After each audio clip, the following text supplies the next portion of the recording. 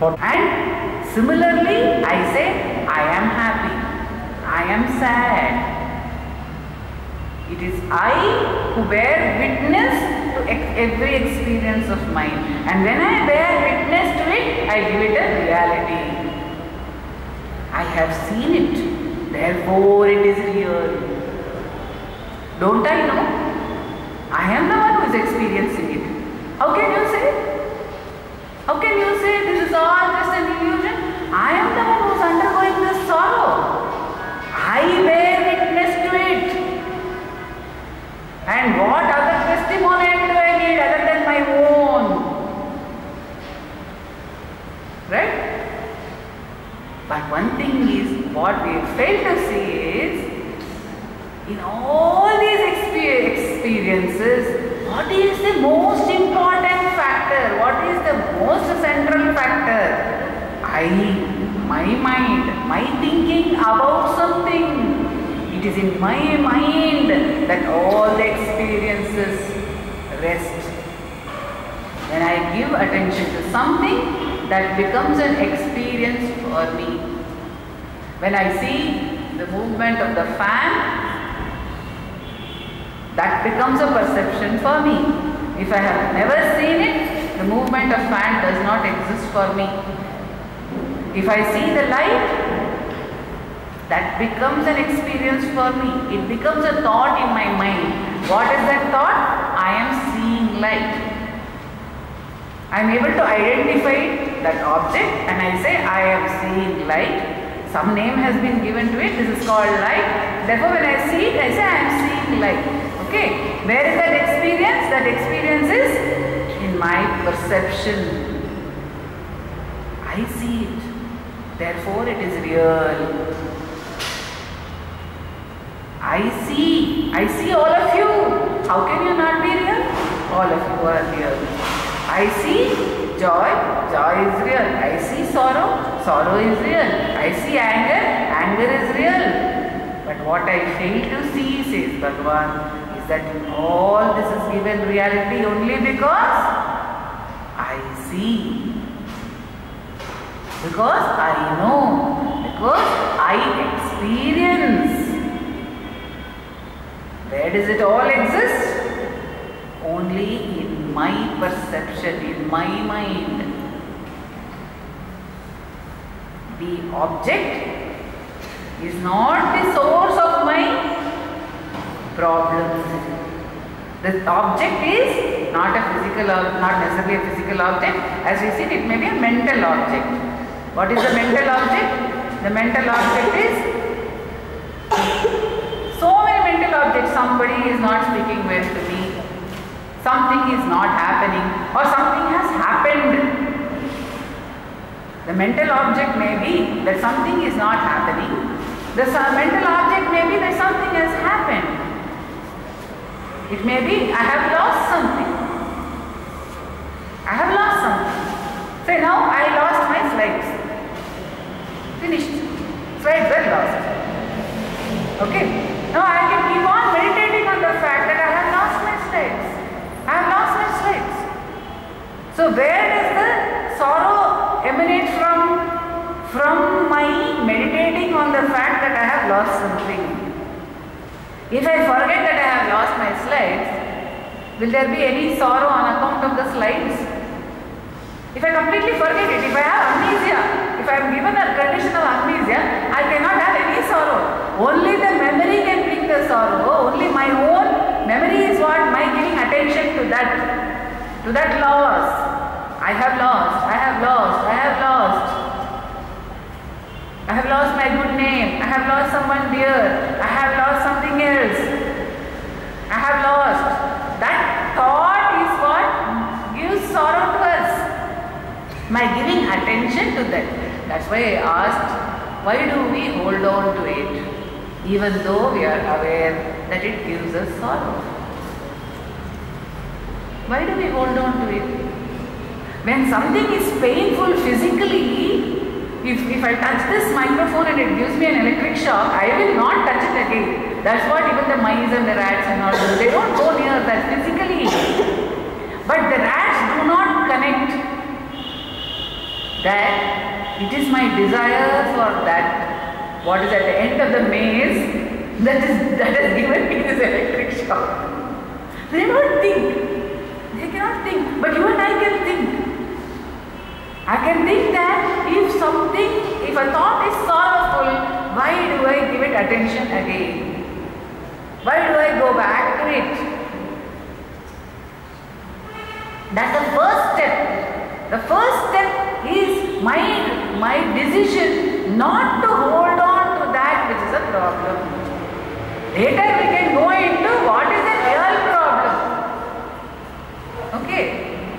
We understand now this much, that our problem, normally we attribute the problem to the object. Either the first step is we attribute the problem to the object which obstructs. Okay. We don't attribute the problem to our perception that there is happiness in the object. If I don't think there is happiness in the object, then what does it matter if it's obstructed? It will not be a problem. Any obstruction to any object will cease to be a problem if there is no perception of happiness in the object. Because I perceive happiness as being stationed in objects, that's why there is a problem. And until, Bhagavan says, until you see happiness being sourced from objects, you will continue to have problems. Why? Because the first premise is there. No, where is happiness? Happiness is in the self. That's why I love myself so much.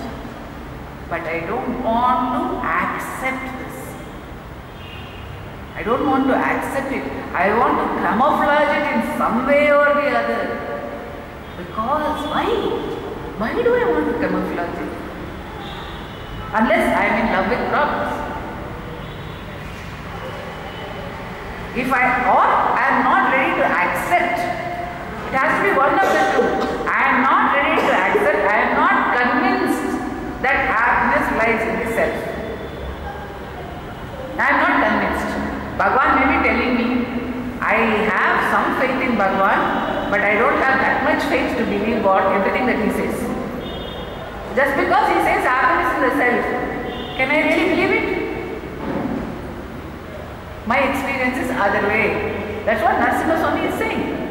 That's what all of us are saying, in fact. Through our lives we are saying it. We may not be openly saying it to Bhagavan, but through our lives we are saying it. We are saying, Bhagavan, you are saying happiness is in the self, but so far as I am concerned, happiness is in the objects.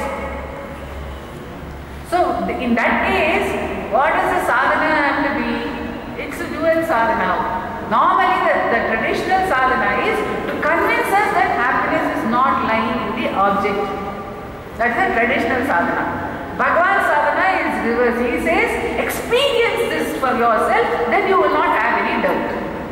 That's why self-inquiry is the cure for all problems. If you have to be convinced that happiness is not lying in the objects, because objects are so varied in nature, you may get convinced about one object, you will hold on to another object, saying, no, that was not the cause of happiness, this is the cause of happiness. Physical possessions cannot give us happiness, Vidya will give us happiness. Vidya will not give us happiness, Vinaya will give us happiness. Vinaya will not give us happiness, Preeti will give us, love will give us happiness. No, love will not give us happiness, loving everybody will give us happiness. So you will shift from one object to the other. If you deny happiness in one object, you will search for it in another object. Because that is the habit. So Bhagavan says, until you experience the bliss of the self for yourself, until you find that bliss here and now you experience it, nothing can really convince you. So, in great compassion, he says, you can experience it, it is your own, and there is a means to experience it also, a very simple way to experience it. Just try and see. Just try and see. If we really try, even for 5 minutes. It is Bhagavan's promise and it cannot fail that we will have the Anubhava. All the sadhana that we do is to get prepared to really try. Is to get prepared to really try. We are not ready to make even that a real effort. So all these workshops, the satsang, all this is to convince us that there is nothing to fear. That really we are causing continuous injury to ourselves by holding on to the thought of happiness in objects. And gradually we will realize that what is the nature of objects. When we begin to understand that holding on to objects is painful, then we will go into a deeper question as to what is an object and what is the subject. That's what self-inquiry is about. What am I, and what is an object? If holding on to objects is sorrowful, if experiencing my true nature is the only source of bliss, then I must know what I am. I must know who I am. Obviously, I don't know now. If I knew, I could not be unhappy. Obviously, I don't know. So, let me try to find out truly who I am, so that I can rest in my eternal bliss. I can get back, then I will be the river merged in the sea. Not merely a river that recognizes it is the sea, but a river which is the sea itself, which merges in the sea. Even as the river comes near the sea, it becomes so beautiful. You can see that, the delta, no? The delta, the soil is so rich. Even the plains where it comes, it is there. It allows everything to come into itself because it's okay. Other rivers can join. Nothing is an obstacle. You can throw things into me also. That is also not a problem. There is no pollution. There is no nothing. You can throw dead bodies also into the Ganga. She is not worried because to her there is nothing but the sea. She is just the water. She is just the water going to merge with the sea. She is not those things thrown into her. It is not even her problem. And she knows that she can do nothing about it also. There is no problem even in moving towards the sea because even there is it has to happen. It is a natural course. Because the sea is not an object that she has to reach. It is her own nature. She is the same water. All along she is the same water. She is not different from the sea. Even when she thinks she is moving towards the sea, she is not different from the sea. And that's why she is the same. She is that life-giving water. Always she is the life-giving water, no matter where she is. That is what each one of us is, Bhagavan says. We are all that same bliss, that same fullness, which need not be hampered by anything.